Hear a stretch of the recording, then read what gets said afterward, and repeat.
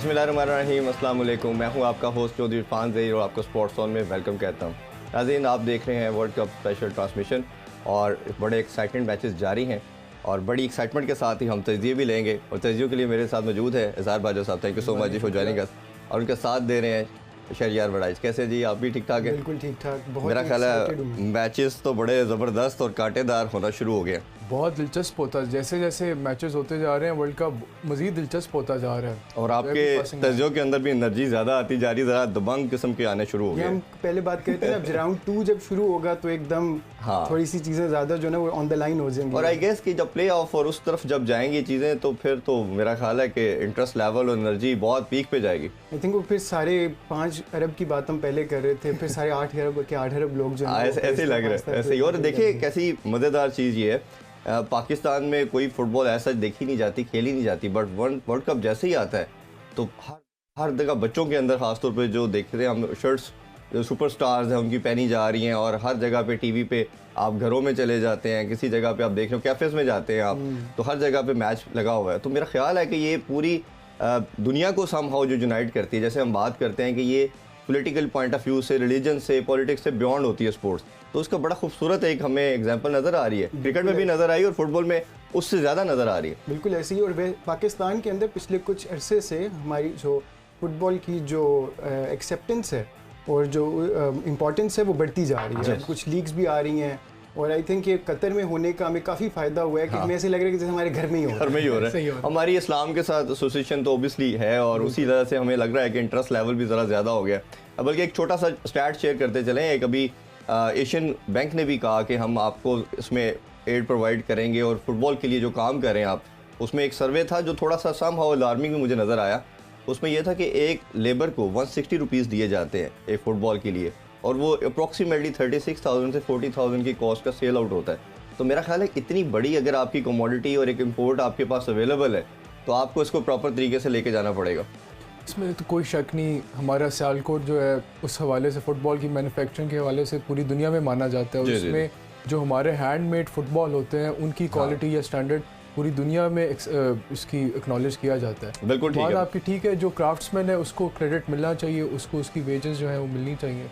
I think ये बात जो है वो डायरेक्टली हमें जो है ना वहाँ के जो सेठ हैं उनसे करनी चाहिए। और ये जो बाकी आप कह रहे हैं कि लेबर को कम तनख्वाह मिलती है, ये आई थिंक चलें इस पर भी हम आगे डिस्कशन करते रहेंगे। मैचेस की तरफ आते हैं क्योंकि काफ़ी 4 मैचेस आज हुए, उन पर डिस्कशन करते हैं, फिर आने वाले मैचेस पे भी हम बात करते हैं। पहले अभी रिसेंट खत्म हुआ नीदरलैंड वर्सेस इक्वाडोर, और उसके लिहाज से बात करें तो बड़ा टाइटी, बड़ा ज़बरदस्त किस्म का मुकाबला रहा। और जिस तरह नीदरलैंड से एक्सपेक्ट किया जा रहा था कि शायद इजीली थ्रू कर जाएगा, वो 1-1 से ड्रॉ रहा। क्या कहना चाहेंगे? ये बड़ा अच्छा मैच रहा है और इक्वाडोर इवन दो 44 रैंक तक, लेकिन इसकी हिस्ट्री ये है कि भी कुछ उसने अपने कुछ फॉर्म के अंदर यूरुग्वाई को भी 4 गोल मारे हैं, कोलंबिया को भी उसने 6 गोल मारे हैं, ब्राज़ील के साथ होम पे उनके जाके ड्रॉ किया है। So they are a good team. इनकी जो हाईएस्ट रैंकिंग रही है 2016 में तक रही है, वो 10th रैंक थी। सो ये एक इस तरह की इनकी बैकग्राउंड है। जो मैच स्टार्ट होते ही बड़ा एक्सप्लोसिव स्टार्ट हुआ उसके अंदर, और पहले 5 मिनट के अंदर नेदरलैंड्स जो है वो 1 अप था। तो was the fastest goal of this world cup. और उसके बाद जो है वो आगे नेदरलैंड्स ने उसके बाद गेम को बड़ा ना स्लो कर दिया, क्योंकि इक्वाडोर है पेसी टीम, वो पेस के साथ खेलने की कोशिश करती हैं। और जो नेदरलैंड्स है इनकी ये पिछले 16 मैचेस जो हैं वो अपने नहीं हारे। इक्वाडोर जो है अपने 9 मैचेस पिछले नहीं हारे। तो ये एक बैटल ऑफ विट्स भी थी, बैटल ऑफ डिफेंस भी था। तो ये बड़ा एब एंड फ्लो करता रहा है। कुछ टाइम जो है वो पोजीशन लेते थे, इक्वाडोर जो है वो कुछ चांसेस बनाता था, लेकिन आहिस्ता आहिस्ता इक्वाडोर जो है वो स्टार्टेड टू गेन मोमेंटम। और फिर before the end of the first half जो गोल एकदम हुआ वो डिसअलाउड हो गया ऑफसाइड की वजह से, बट उसकी वजह से उनको काफ़ी ज़्यादा कॉन्फिडेंस मिला गोइंग इनटू द हाफ। और फिर आप वो देखते हैं कि वो कॉन्फिडेंस वो वापस लेके आए जब सेकेंड हाफ स्टार्ट हुआ। तो फिर 49th मिनट के अंदर एनर वेलेंसिया ने, जिन्होंने 2 गोल्स पहले भी किए थे, वो हीरो आज भी उनके आगे, और उन्होंने कैप्टन होने का प्रूफ दिया। आप भी ऐड कीजिएगा तो सेकंड करूंगा। मेरे ख्याल में इक्वाडोर बहुत अनलकी रहा है। हम नेदरलैंड से ज़्यादा बेहतर परफॉर्मेंस एक्सपेक्ट कर रहे थे। फर्स्ट हाफ में अगर आप उनके चांसेस देखें या शॉट्स देखें, नेदरलैंड्स की बहुत कम है। Ecuador Aahista Aahista they Guru into the game, और सेकंड हाफ में लग रहा था कि एक्वाडोर भी विनर भी मैच निकाल देंगे किसी तरह। जिस तरह और अगर आप ग्रुप के तनाजुर में भी देखें, आप देखेंगे एक्वाडोर के लिए बड़ा इंपॉर्टेंट मैच था। नेक्स्ट मैच इनका सेनेगाल से, सेनेगाल के लिए भी डू और डाई मैच होना है, वो भी क्वालिफाई करना चाह रहे होंगे। एक्वाडोर के लिए भी सेनेगाल 3 पॉइंट पे, एक्वाडोर 4 पॉइंट पे है। अब अगर सेनेगाल एक्वाडोर को हरा देता है तो सेनेगाल क्वालिफाई कर जाएगा। अगर दोनों के दरमियान ड्रॉ हो जाता है तो फिर एक्वाडोर क्वालिफाई कर जाएगा।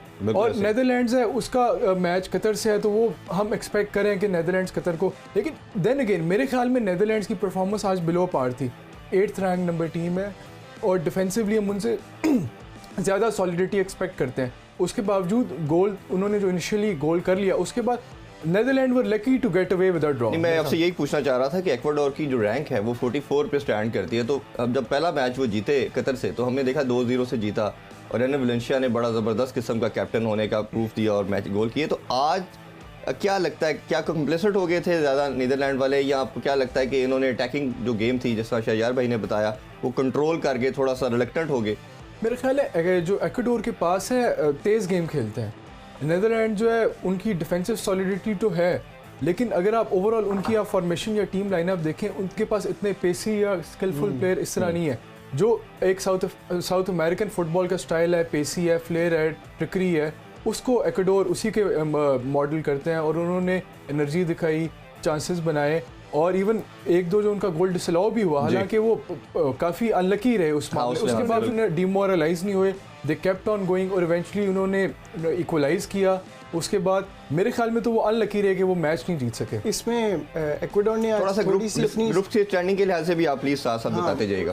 वैसे just to end on that note कि उन्होंने लेफ्ट साइड जो है ना उसको स्ट्रेटजी बना के अटैक किया है उसकी, नेदरलैंड्स की, एंड आई थिंक वहाँ से ज़्यादा चांसेस भी उनके लेफ्ट हैंड साइड से बने हैं। और that is why I think देखें आप यहाँ पे स्टैट्स देखें ना, नेदरलैंड्स के टोटल 2 शॉट्स हैं। तो जी बिल्कुल। अब साथ साथ हम ये ग्रुप टेबल भी देखते हैं। ग्रुप ए की पोजीशन भी जिस तरह आप डिस्कस कर रहे थे कि 4 पॉइंट के साथ नीदरलैंड टॉप पे है। कतर के लिए तो मेरा ख्याल है अब ये समहाउ इट इज एंड है, वो दे हैव बीन एलिमिनेटेड। अगर नेदरलैंड्स हार जाती है एक्वाडोर से, फिर कतर के पास एक आउटसाइड मैथमेटिकल चांस होना था क्वालिफाई करने के लिए। हाँ, लेकिन वो भी अब वो ड्रॉ हो गया, तो अब तो ऑब्वियसली उनके भी 4 पॉइंट हो गया, तो उनके लिए वर्ल्ड कप, और मेरा बीइंग ए होस्ट उनके लिए काफ़ी डिसअपॉइंटिंग होगा, उनकी पूरी नेशन के लिए। और जिस तरह आपने कल ने बड़ी खूबसूरत मुझे आपकी बात लगी, उनको फुटबॉल खेलना पड़ेगा। उन्होंने कोशिश की, लेकिन अभी अगर जब मैच पे आएंगे तो जो मैंने महसूस किया कि जो उन्होंने मिस्टेक की, जो उनके डिफेंडर ने, आप वर्ल्ड कप लेवल पे ऐसी मिस्टेक एक्सपेक्ट नहीं करते, which led to the first Senegalese goal. तो उसके बाद जो इतने हाई लेवल का इंटरनेशनल कंपटीशन है वो नहीं होनी चाहिए थी। उसके बाद जब वो 2-0 डाउन हो गए, उसके बाद for a while 60th minute लेके 80th मिनट तक कतर ने बड़ी अच्छी गेम की, चांसेस भी क्रिएट की, और नज़र आ रहा था कि फुटबॉल खेल रहे हैं। मेरा ख्याल है जब वो उन्हें दूसरा मैच की भी शिकस्त के दहाने पे थे, फिर उन्हें ख्याल आया कि यार हार तो हम रही है, चलो अपनी गेम तो खेलें, उसको एंजॉय करें। तो फिर वो जैसे लिबरेट होकर उन्होंने अच्छी गेम खेली और 2-1 तक ले गए।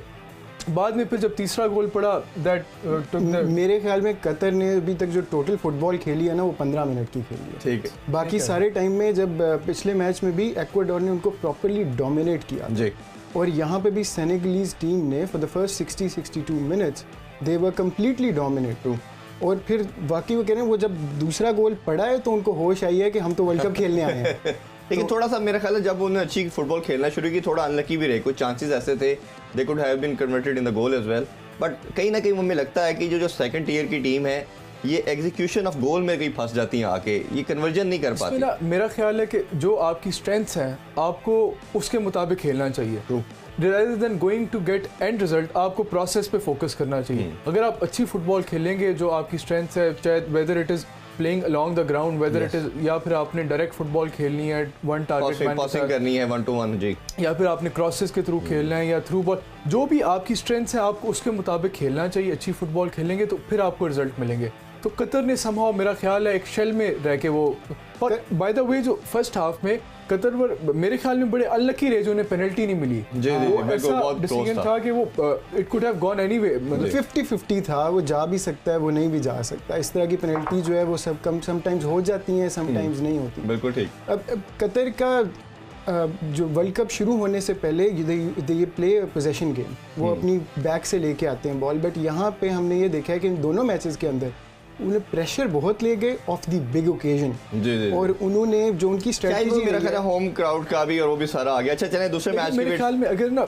वो पेनल्टी उस टाइम उनको अवार्ड हो जाती, that could have been a turning point. बाज़ औक़ात टीम को एक गोल की सूरत में एक लिफ्ट चाहिए होता है, जब आपको वो एक गोल हो जाता है तो उससे टीम का कॉन्फिडेंस ओवरऑल बहुत बूस्ट हो जाता है, उनको अपनी स्किल्स में एतमाद आता है, फिर वो और लिबरेट होके जो उनकी स्ट्रेंथ्स है उसके मुताबिक ऑब्वियसली वो एक्स्ट्रा माइल जाने की भी कोशिश करते हैं। अच्छा दूसरी डिस्कशन क्विकली कर लेते हैं, ब्राज़ील वर्सेस सर्बिया का पहला मैच कल खेला गया। बड़ी लगता था बड़ा इजीली रैंक नंबर 1 टीम है ब्राज़ील, और सर्बिया जो है 21 रैंक की टीम है, इजीली सेलिंग होगी। बट आपने कहा था कि शायद इजी सेलिंग नहीं होगी, ये जो यूरोपियन टीम है सर्बिया की टीम, ये इनको टफ टाइम देगी। और 60 मिनट तक तो हमने देखा कि गेम काफ़ी कंट्रोल थी, और ये भी नज़र आया कि ब्राज़ीलियन थोड़ा पैनिक भी होना शुरू हो गए उनके फेस एक्सप्रेशन, बॉडी लैंग्वेज से। पहले आप स्टार्ट करें प्लीज़। अब कल हमारी बात हुई थी तो हमने जब प्री मैच के अंदर बात की थी तो कि सर्बिया वाले या ईस्टर्न यूरोपियन कंट्रीज जो है बड़ा फिजिकल प्ले जो है वो ज़्यादा करते हैं। एग्जैक्टली। एंड वो मोमेंटम तोड़ेंगे या तोड़ने की कोशिश करेंगे ऑफ द ब्राज़ीलियन टीम जितना वो ज़्यादा कर सकते हैं। I think they manage to do that for the first 60 minutes, even though Brazil ने अच्छा खेला है और काफ़ी चांसेस बनाए, और लेकिन जब 62nd मिनट पे जब गोल हो गया तो फिर वो वापस अपने एक साउथ अमेरिकन फ्लरिश के अंदर आ गए थे, और फिर रिचर्डसन ने जो सेकंड गोल किया, ये मेरा ख्याल है इस वर्ल्ड कप का सबसे खूबसूरत गोल कहा जाए तो रिवर्स फ्लिक के ऊपर जो गोल किया। आज हमें 2 इस तरह के गोल्स मिले हैं जो गोल ऑफ द टूर्नामेंट के लिए कंटेंडर्स हो सकते हैं। एक पे हम बाद में बात करेंगे, बट जिस तरीके से आपको याद होगा हमने बात की थी ब्राजील की, तो हमने कहा था Vinicius Junior, Neymar, Rodrigo, exactly बिल्कुल कल भी कहा था आपने, असिस्ट भी उसी की थी। उसने जो है वो उसकी रिप्यूट ऐसी है कि 2 प्लेयर्स थे इकट्ठे और वो बैक ऑफ हो रहे थे कि भाई ऐसा ना हो कि हमसे ये ड्रिबल करके ले जाए, एंड ही अच्छा से उसने क्रॉस किया आउटसाइड द फुट से। अच्छा उसमें नेमार के बारे में बात किया था कि सर्बिया कोस्टा रिका वाला नहीं होना, जो यूरोपियन टीम्स होती हैं डिफेंसिवली ये बड़ी सॉलिड होती हैं, और जैसे शहरियार ने कहा इन्होंने बड़ा फिजिकल प्ले किया, टाइट रखा, और मैच को बड़ा कि आप वाली बात एक स्टेज पे ब्राज़ील के लिए बड़ा मुश्किल हो गया था। वो डिस्पाइट उन्होंने डोमिनेट किया, चांसेस भी बनाए, लेकिन वो कन्वर्ट नहीं कर पाए। जी। तो अच्छा उसमें नेमार का मैं आपसे पॉइंट लेना चाहूँगा कि वो थोड़ा चिल्सन ने तो बड़े खूबसूरत 2 गोल किए, पर नेमार की कोई फिटनेस लेवल भी नज़र आ रहा था कि शायद वो चला भी गया बाद में, तो वो हमने लगा कि कहीं ना कहीं उसकी फिटनेस का भी इशू है। ये तो स्ट्राइकर टैपिन है, जी, बिकॉज ही स्पर्स के साथ ही खेलता है, बड़ा अच्छा स्ट्राइकर है हैरी केन के साथ। 72nd मिनट तक ये मैच फंसा हुआ था। जी। जब आप आखिरी 1-0 अगर लीड करें और आखिरी 10 मिनट तक चलें तो बड़ा नर्वी हो जाता है आपके लिए डिफेंड करना, आपको समझ नहीं आ रही होती कि हम मजीद अटैक करें या डिफेंसिव इसको ही होल्ड करें।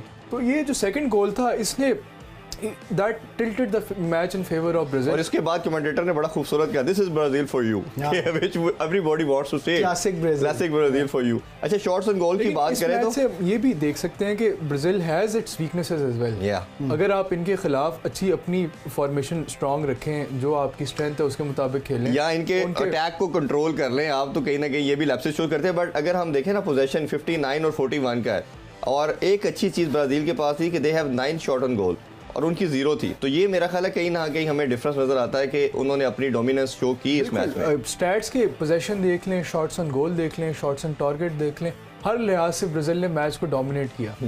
सर्बिया की नो डाउट सर्बिया ने भी अपने आप के डिसिप्लिन, डिफेंसिव डिसिप्लिन मेंटेन किया और ब्राज़ील को टफ टाइम दिया, लेकिन then again Brazil is Brazil. I think वो उन्होंने पहले 62nd 70th मिनट तक, जिस तरह इजहार ने कहा कि जब 1-0 था तब तक किया है, और उसके बाद स्टैट्स भी साथ साथ हम देखते जाते हैं जिनके जो जैसे हमने बात की 59 और 41 का, और शॉट ऑन गोल भी देख रहे हैं। और देखिए ना अब टोटल शॉट्स उनकी कितनी ज़्यादा। इंटरेस्टिंग चीज़ जो सबसे नज़र आ रही है, एक्यूरेसी ऑफ पासेस भी देखें अगर आप, तो वो 87% उनके आ रहे हैं, तो ये it is a huge number. मेरे ख्याल में सर्बिया के लिए बहुत इंपॉर्टेंट था कि इस मैच को वो ज़्यादा मार्जिन से नहीं हारे, क्योंकि गोल डिफरेंस आगे जाके क्वालिफाइंग के लिहाज से बड़ा इंपॉर्टेंट, बड़ा क्रिटिकल फैक्टर होगा। स्विट्ज़रलैंड 1-0 से जीती थी कैमरून से, तो इनके लिए ये क्रूशल था सर्बिया से कि जिस तरह कोस्टा रिका अब 7-0 से हार गई है स्पेन से, उनके लिए तो उठना बड़ा मुश्किल है। तो ये इनको पॉजिटिव है कि गोल डिफरेंस ज़्यादा नहीं है, मार्जिन इतना ज़्यादा नहीं था डिफीट का। बिल्कुल ठीक है। इसमें कोई पॉइंट आप ऐड करना चाहें जयार भाई? कैसेमीरो का मैं कह रहा था उस टाइम कि ये easily could have been a 3-0 match. और अच्छा, नेमार का एक पॉइंट मैं पूछना चाह रहा था, वो रह गया कि उसकी फिटनेस का लग रहा था मसला, वो हमें नजर भी आया कि वो बाहर भी चला गया, इंजर भी हो गया, या पहले भी उनकी वो फिटनेस हमें नजर नहीं आई जो यूजुअली उनसे एसोसिएट की जाती है। नेमार उनका एक टेलिस्मैन है ब्राज़ील का, और आई थिंक उन्होंने बड़े स्ट्रेटेजिकली उसको टारगेट किया है। उसको 9 फाउल्स जो हैं उसके ऊपर इस मैच के अंदर किए गए हैं, the most for that team Brazil जो है। और उसकी वजह से जब वो सब्सटीट्यूट ऑफ हुआ है तो फिर आई थिंक 1 और 2 नॉक्स जो हैं वो उसको काफ़ी हर्ट कर गई थी। हमारी शायद पीछे बात हो रही थी जो सर्बिया ने स्ट्रैटेजी अडॉप्ट की, बाज़ का नुकसान भी होता है जब आप किसी टीम के स्टार मैन को टारगेट बहुत ज़्यादा उस पर फोकस करते हैं, इससे आपके बाकी प्लेयर्स नेगलेक्ट हो जाते हैं। बिल्कुल ऐसे ही। उसको उन्होंने जो उस पर नेमार पे फोकस किया, उसकी वजह से जो बाकी प्लेयर हैं, वो विनिसियस जूनियर है या कैसमीरो है, उनके लिए स्पेस ज़्यादा कह लें कि वो नज़र भी आई है। साथ साथ हम इस ग्रुप की भी डिस्कशन कर लेते हैं, ग्रुप स्टैंडिंग देखते हैं और उस पर ग्रुप जी के हवाले से हम डिस्कशन करते हैं जी। इसमें अगर हम देखें तो हमें ब्राज़ील नज़र आ रहा है ऑन टॉप ऑब्वियसली, और स्विट्ज़रलैंड के भी 3 पॉइंट है। बट देखें सर्बिया और कैमरून जो हैं दे हैव लॉस्ट देयर मैचेस। तो इस ग्रुप को कैसे इसी तरह ही आप देख रहे हैं, फाइनल स्टेजेस के ऊपर भी आपको लगता है कि कोई कमबैक कर सकती है टीम? स्विट्ज़रलैंड और सर्बिया का मैच है वो क्रूशल होगा इस ग्रुप के हवाले से, वो डिटरमिन करेगा, क्योंकि Brazil no doubt top team है, उससे हम एक्सपेक्ट कर रहे हैं कि इस ग्रुप को टॉप करेगा। जो स्विट्ज़रलैंड और सर्बिया का आपस में मैच होगा वो इस ग्रुप के हवाले से बड़ा डिसाइसिव होगा, उसमें हम कोई क्लियर होगा कि सेकंड पोजीशन किस ग्रुप की होगी। बिल्कुल ठीक है। अच्छा, फिर उसमें आज एक और मैच बड़ा इंटरेस्टिंग खेला गया, वेल्स और ईरान का। बहुत आउटस्टैंडिंग किस्म का मैच था और ईरान के लिहाज से बड़ी डिस्कशन हो रही थी, जो इंग्लैंड से उनको डिफीट हुई 6-2 से, काफ़ी डीमोरलाइज भी थे और फिर काफ़ी बात हो रही थी। और एशियन के हवाले से आप दोनों के भी यही इसमें स्टांस था कि बेस्ट टीम एशिया की कहा जाए तो बिल्कुल गलत नहीं होगा। मेरा ख्याल है कि जो सऊदी अरेबिया ने अर्जेंटीना को हराया है, हाँ। इस वजह से तमाम अंडरडॉग्स को बहुत बड़ा लिफ्ट मिला है। ऐसे ही उसके बाद से आप देखें, जब सऊदी अरेबिया ने, टूनिसिया ने बड़ा अच्छा खेला डेनमार्क के खिलाफ, और बाकी भी जो जापान ने उसको हराया, जर्मनी को हराया जी, तो उससे एक लिफ्ट मिला है कि अगर आप अपनी स्ट्रेंथ्स पे खेलें, आप अपोजिशन को इतना ज़्यादा इंटिमिडेट ना हो, तो आप हरा सकते हो। और ईरान ने आज बड़ी पॉजिटिव फुटबॉल खेली है, उन्होंने अपनी फॉर्मेशन चेंज की। पहले मैच में उन्होंने 5-4-1 खिलाया था, 5 डिफेंडर 4 अटैकर और 4 मिडफील्डर 1 अटैकर। आज उन्होंने 4-4-2 खिलाई, 1 डिफेंडर की जगह 1 अटैकर को लेके अजमौन को लेके आए, और उसने बहुत अच्छा खेला। उसने शुरू से लेके मतलब चांसेस बनाए, लिंक अप किया और वेल्स को बड़ा टफ। एक इसमें एक और पॉइंट आपसे लेना चाहूँगा, मुझे जो मैच का टर्निंग पॉइंट लगा वो रेड कार्ड था उनके कीपर को मिलना, और उस पर हमने देखा कि एक्साइटमेंट भी काफ़ी थी नज़र आई ईरान के अंदर की, जब मिला उसकी जो मिस्टेक की उसको फिर कैश भी किया उन्होंने। तो उसी के बाद उन्होंने अपना गेम प्लान को थोड़ा चेंज किया, एग्रेसिव हुए, और कीपर के थोड़े बहुत लैप्सेस थे। अगर कोई बड़ा कीपर होता तो वो शायद वो जिस तरह पहले कीपिंग कर रहा था उनका पहले कीपर, तो वो शायद it could have been saved. क्या आपका उसके लिहाज से टेक?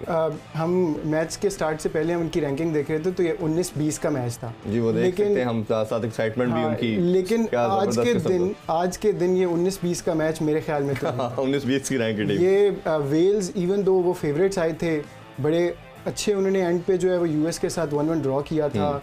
उसी के बरक्स जो है वो ईरान वाज फीलिंग डाउन कि वो punishing defeat from by England, but वो आए हैं और वो या वो पॉलिटिकल या वो इंस्पायर हुए हैं सऊदी अरेबिया से। या इसमें दो चीज़ों मैं दोनों से आपसे जानना चाहूँगा। बड़ा इंटरेस्टिंग वो एक एलिमेंट ये है कि कुछ प्लेयर को भी अभी घर पे भी सैक किया गया कुछ रीजन की वजह से, जो पॉलिटिकल आप सब जानते हैं, जो इन्वायरमेंट चल रहा था।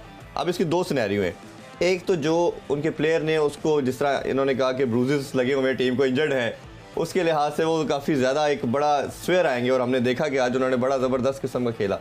एक तो उनकी आज की परफॉर्मेंस, दूसरा अब जो पॉलिटिकली एक उसको हाइप मिली है, अब आगे उनका बहुत इंपॉर्टेंट मैच यूएसए के साथ होगा, ठीक है। अब ये कितने सालों की एक राइवलरी बन चुकी है और पूरा आई बॉल होती है इस मैच की, तो कैसे देखते हैं? असल में ना, ईरान जिस वजह से आज जीते हैं वो फेयरलेस होके खेले हैं, न डर होके, दलेर होके खेले हैं, उन्होंने परवाह नहीं की ऑपोजिशन की। हालांकि ऑन पेपर अभी मैं कहूँगा कि वेल्स की टीम ईरान से बहुत बेहतर है।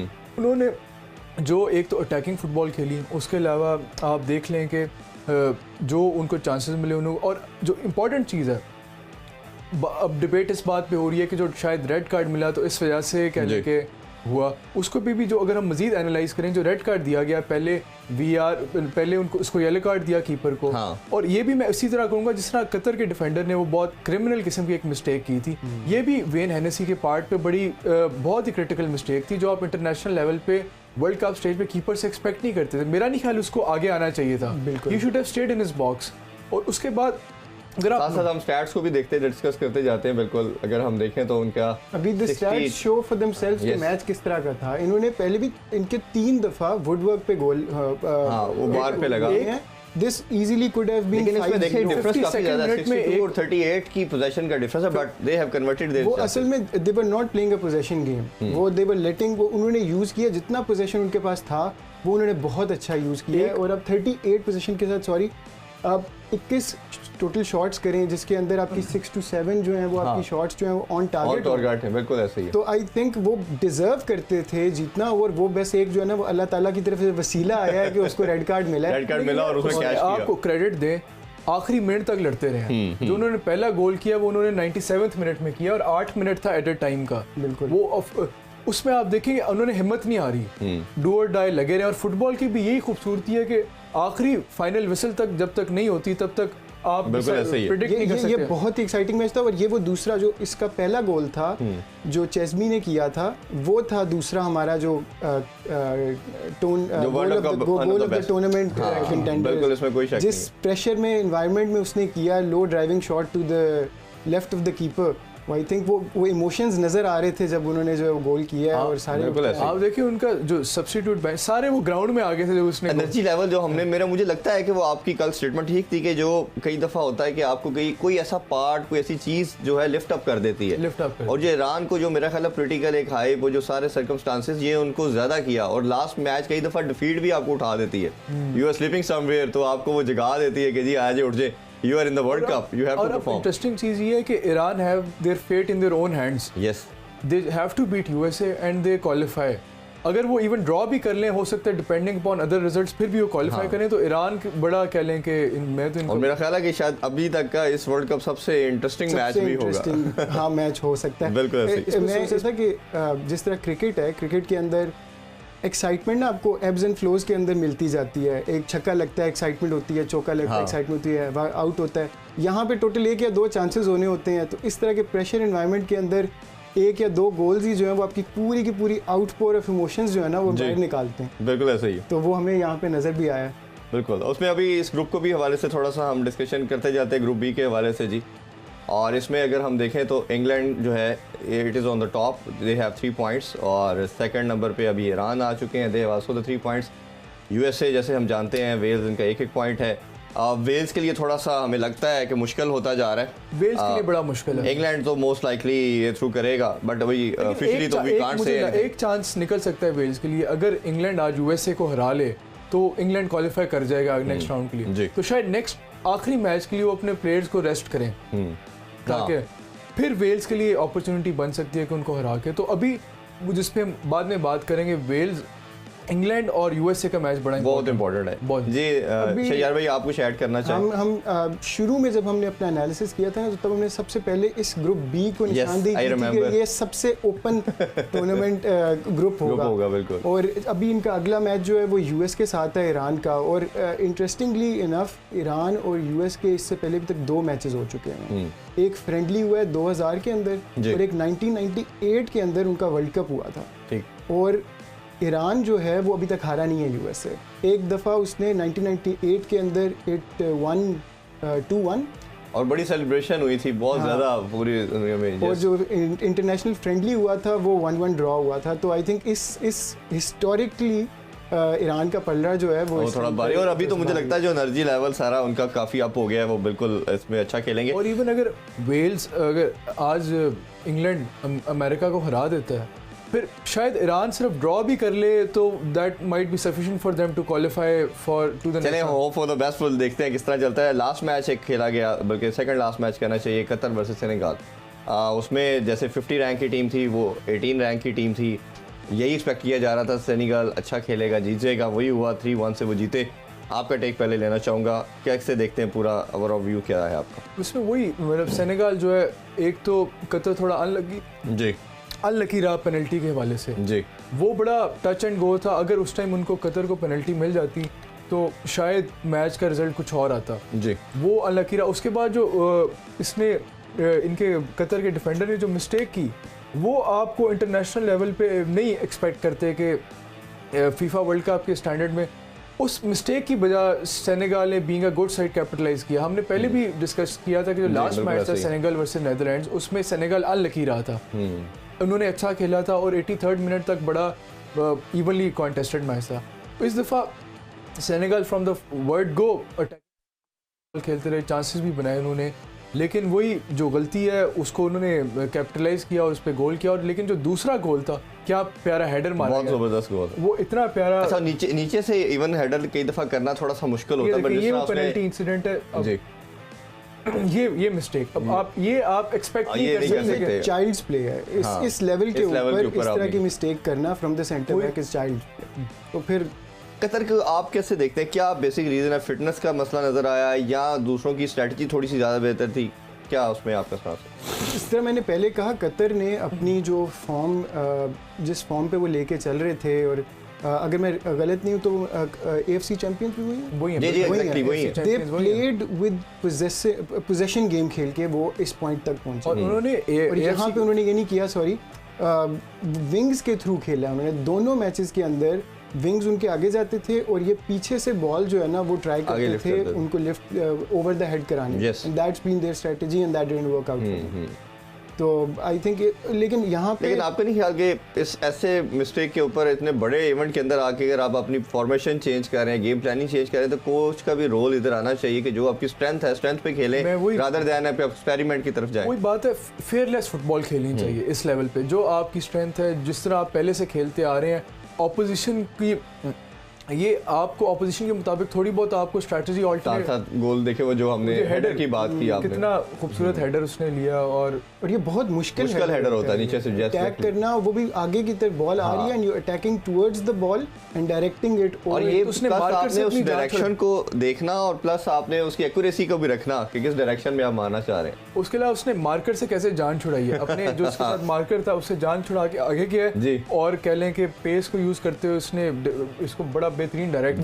ये जो ग्रुप ए है ना, ये बहुत ही ज़्यादा एंटरटेनिंग हो चुका है। द मोस्ट एक्साइटिंग ग्रुप जो है ना वो शायद अभी ये है मेरे ख्याल में, क्योंकि सेनेगलीज टीम जो है वो जिस तरीके की इन्होंने दोनों मैचेस के अंदर परफॉर्मेंस दी है ना, they deserved more than what they have. आपको क्या लगता है कौन सी दो टीमें आपको थ्रू होती हुई नजर आ रही हैं नेक्स्ट प्लेऑफ के लिए? असल में यही तो मजे की चीज़ है, इतना एक्साइटिंग हो गया। लेकिन आपकी प्रेडिक्शन के साथ साथ हम लेते जाते हैं ना। मेरे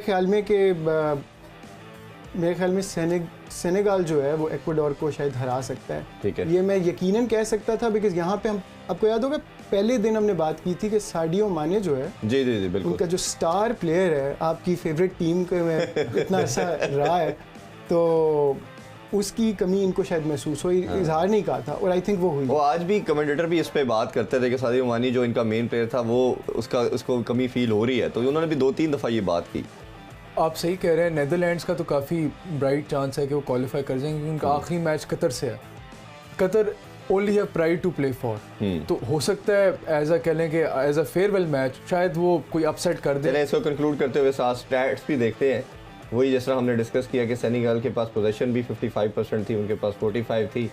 शॉट ऑन गोल की बात करें तो वो भी डिफरेंस नज़र आ रहा है, 13 और 10 का है, और पोजीशन भी उनके पास ज़्यादा थी और एक्यूरेसी पासेस भी उनके ज़्यादा। तो ओवरऑल देखा जाए, समराइज़ करें इसको हम, तो सारा कंट्रोल सेनेगल के पास था। लेकिन ये उतना फ़र्क नहीं था, इनके स्टैट फिर भी बेहतर है इस दफ़ा कतर के as compare to what they had with Ecuador. But इसे कंक्लूड किया जाए ना, तो मेरा ख्याल है जो पॉइंट आपने शहरयार कहा कि इन्होंने अपनी जो गेम प्लान चेंज किया, जो सक्सेस मिलती रही उसको ऑल्टर किया, तो मेरा ख्याल है उसी शैल में फंस गए। इन्होंने ना बेहतर खेला है, एक तो वही पेनल्टी के हवाले से अनलकी रहे, लेकिन वो जो मिस्टेक हुई है उनके डिफेंडर से वो एक इंडिविजुअल ब्लंडर था, उसकी वजह से सेनेगल ने भी उसको कैपिटलाइज किया और स्कोर किया।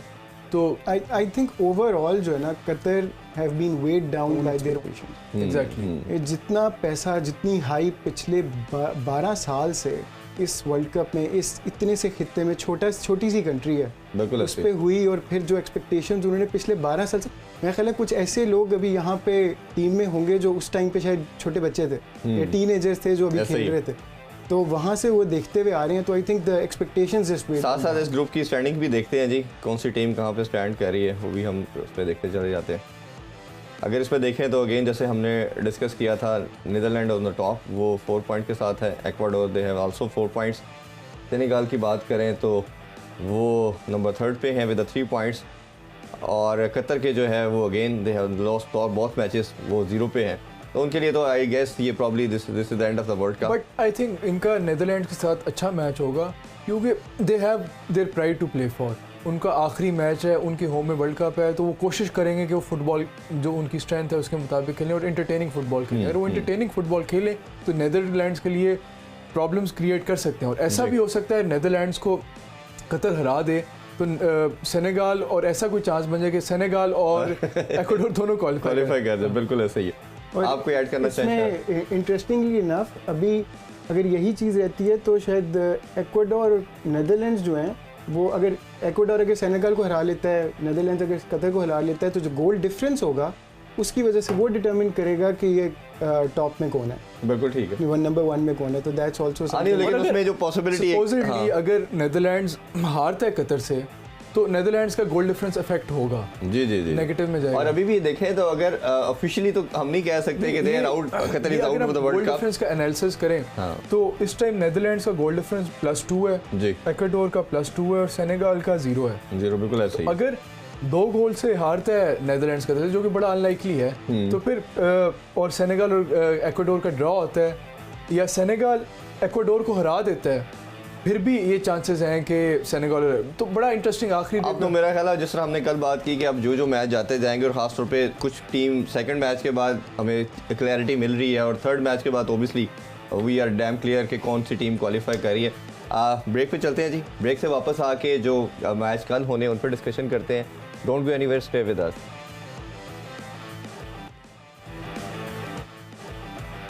Welcome back in sports on. आप देख रहे हैं FIFA world cup special transmission. जी, ब्रेक से पहले हम बात कर रहे थे कि आज के मैचेस के हवाले से भी हम डिस्कशन करते हैं। आज भी 4 मैचेस खेले जाएंगे। पहले हम मेरा ख्याल है डिस्कशन करते हैं टूनीजिया वर्सेस ऑस्ट्रेलिया मैच की, क्योंकि जो पहला मैच अभी कुछ देर बाद होगा उसको ज़रा हम ज़रा डिटेल में डिस्कशन करेंगे। आपसे स्टार्ट करता हूँ सर भाई, 30th रैंक की टूनीजिया है और 38 रैंक पे ऑस्ट्रेलिया है।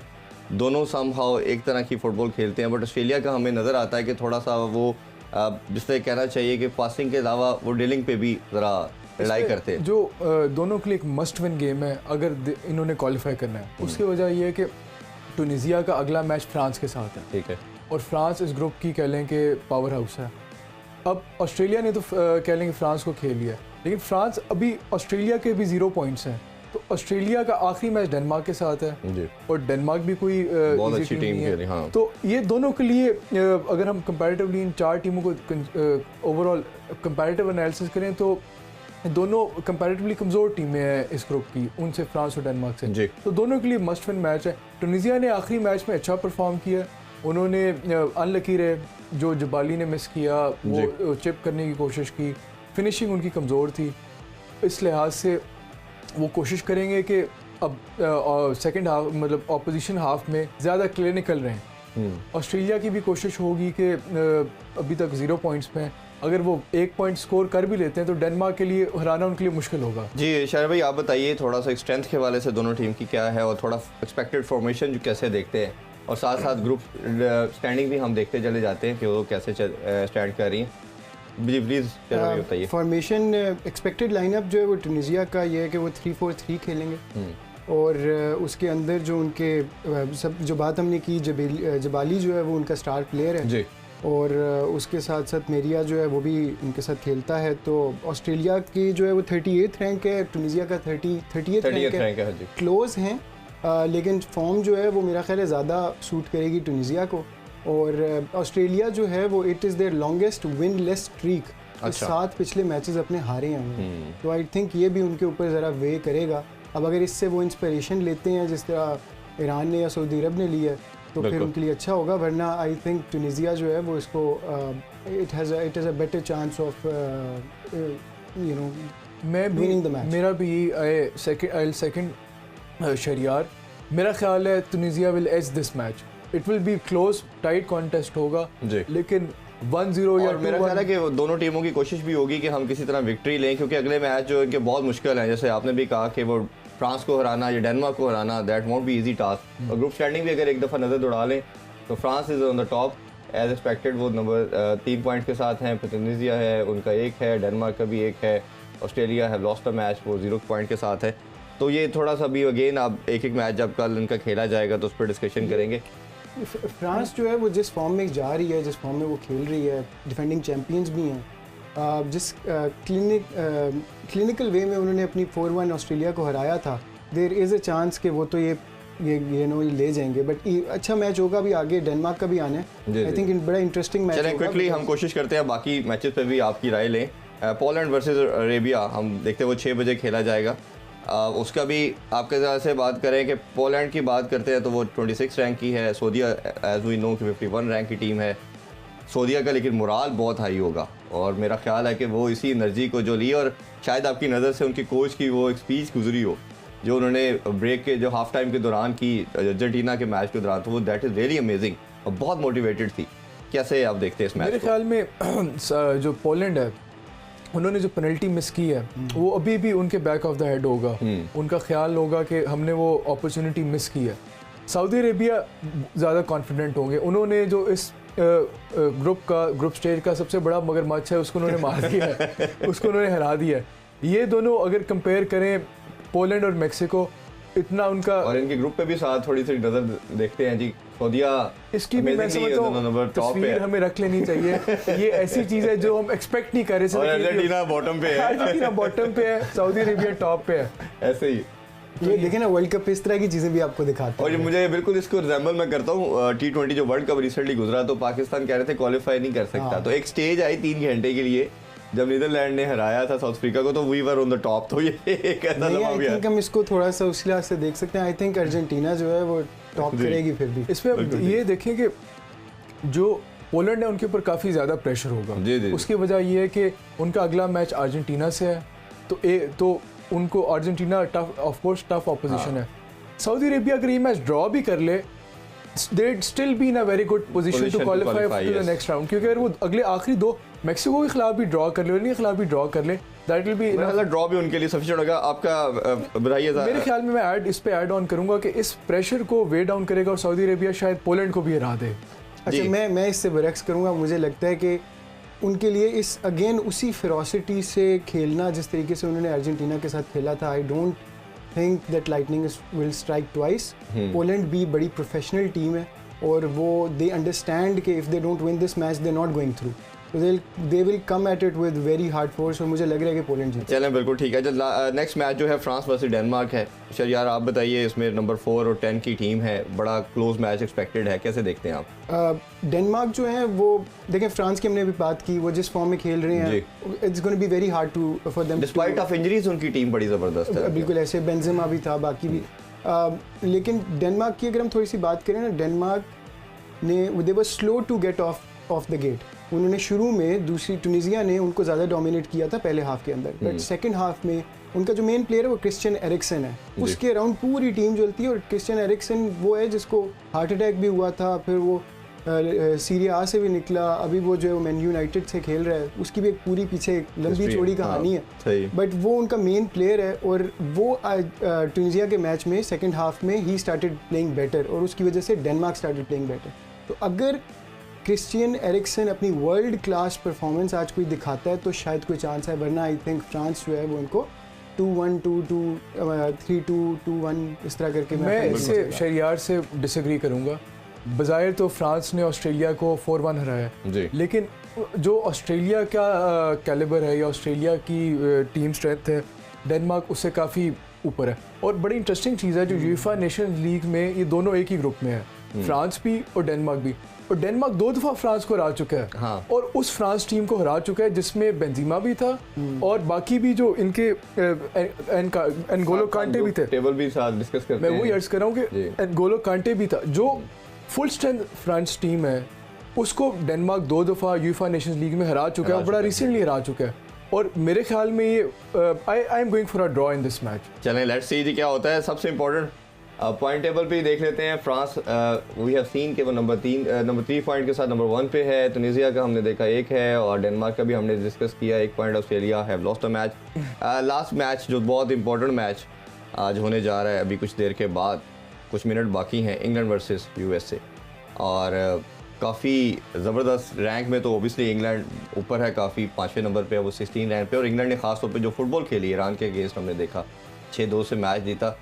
क्या लगता है कि किस एक्सपेक्टेड फॉर्मेशन से जाएंगे, और स्ट्रेंथ को देखते हुए क्या लगता है आपको? ये लाइनअप्स अनाउंस हो गई हैं, इंग्लैंड की अनचेंज्ड है, वही उसी तरह जा रहे हैं 4-2-3-1। बिल्कुल ठीक। वही कह लें कि Trippier, stones, Maguire, Shaw back पे हैं, राइस और बेलिंगहम मिडफील्ड में है। अटैकिंग जो मिडफील्डर्स हैं साका, माउंट और स्टर्लिंग, और फ्रंट मैन वही केन। और यूएसए की तरफ से टर्नर गोलकीपर है, रॉबिन्सन, रीम, जिमरमैन और डेस्ट। यूएसए 4-3-3 खेल रहा है। कीपर उनके टर्नर रही हैं जिस तरह लास्ट मैच में थे। रॉबिन्सन, रीम, जिमरमैन और डेस्ट जो है बैक पे हैं। मूसा, एडम्स और मैकेनी ये मिडफील्ड में है, और पुलिसिच राइट और वी ये अटैक। मेरे ख्याल में तो मैं एक्सपेक्ट कर रहा हूँ कि इंग्लैंड की कोशिश होगी कि यूएसए को हराएं और क्वालिफाई कर जाएं, ताकि आखिरी मैच में वो अपने प्लेयर्स को थोड़ा रेस्ट दे सकें। और जो इंग्लैंड की बड़ी स्क्वाड डेप्थ है, और ऐसे ऐसे प्लेयर्स उनके पास बेंच पे मौजूद हैं जो शायद बाकी टीम्स की ख्वाहिश हो कि जी हमारे ये फ्रंट स्टार्टिंग 11 हो। शैयार भाई, आप पहले क्विकली बताइए कि आपको क्या लगता है कि क्या कोई ऐसा ही फॉर्मेशन या कोई ऐसी चीज़ एक्स्ट्राऑर्डिनरी करने की ज़रूरत है यूएसए को इनको बीट करने के लिए? They need to play out of the wits, क्योंकि वाकई ही जिस तरीके से उसने इजहार ने कहा कि they are a very good team England, and वो बड़े अच्छे फॉर्म के अंदर जो है वो आ रही हैं। आई थिंक बड़ा मुश्किल होगा इनको हराना। और क्रिस्टियन पुलिसिच जो है वो इनका सबसे अच्छा प्लेयर है यूएस का, तो आई थिंक उस पर डिपेंडेंट है वो कितने अच्छे। प्रेडिक्शन क्या है जी आपकी आज इस मैच को लेके? आई थिंक 3-1 इंग्लैंड 3-1 जी। 2-0 टू इंग्लैंड। इंग्लैंड जीतेगा 2-0। और फिर कोई अपसेट हम एक्सपेक्ट नहीं करें कोई ऐसा इस मैच में नहीं है। और मेरा ख्याल है अगर ये इंग्लैंड जीता है तो उसकी तो जगह सिक्योर हो रही है। और फिर मज़ेदार, जिस तरह हमने पहले हाफ में बात की कि जो सबसे इंटरेस्टिंग गेम होगी वो यूएसए वर्सेस ईरान की आएगी, और सारी आई बॉल और तमाम इंटरेस्ट और व्यूअरशिप उस मैच के लिए जाएगी कि वो क्या बनता है, उस पर कोई पॉइंट ऐड। ये बेसिकली पाकिस्तान इंडिया का मैच होने जा रहा है। अगर इंग्लैंड हरा देता है यूएसए को तो ईरान के लिए क्वालिफिकेशन और आसान हो जाएगी उनको। अगर वो यूएसए के साथ सिर्फ ड्रॉ भी कर लेते हैं ईरान फाइनल मैच में, तो वो क्वालिफाई कर सकते हैं नेक्स्ट राउंड के लिए। और ईरान ने if I am not wrong अभी तक क्वालिफाई नहीं किया हुआ ग्रुप स्टेज से, नहीं किया हुआ।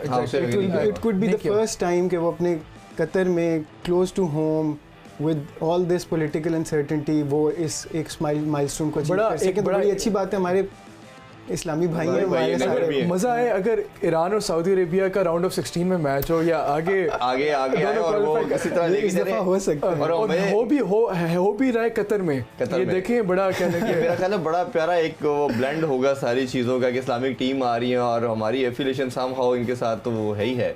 तो ये एक आगे जाके इंटरेस्ट लेवल जिस तरह दूसरी टीम के लिए भी है। और हम देख रहे हैं कि ओवरऑल तमाम पाकिस्तानी के अलावा मुस्लिम कम्युनिटी बड़ा इसको एंजॉय करी है।